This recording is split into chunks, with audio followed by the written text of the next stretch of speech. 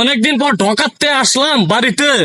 বন্ধু আনিসরে বলছিলাম আমার জন্য একটা কার্ড পাঠাইতে, এখনো তো কার্ড পাঠাইলো না।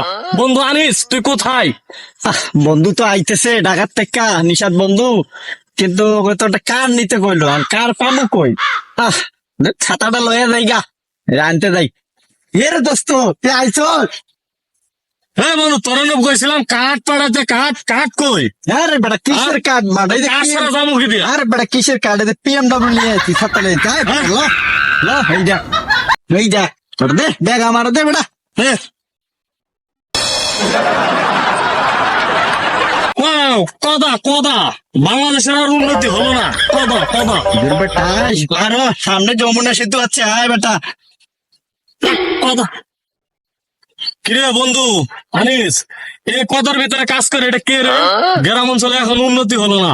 কদা কদা, কদার ভিতরে কাজ করতেছে। আরে বন্ধু, এরে চেনো না?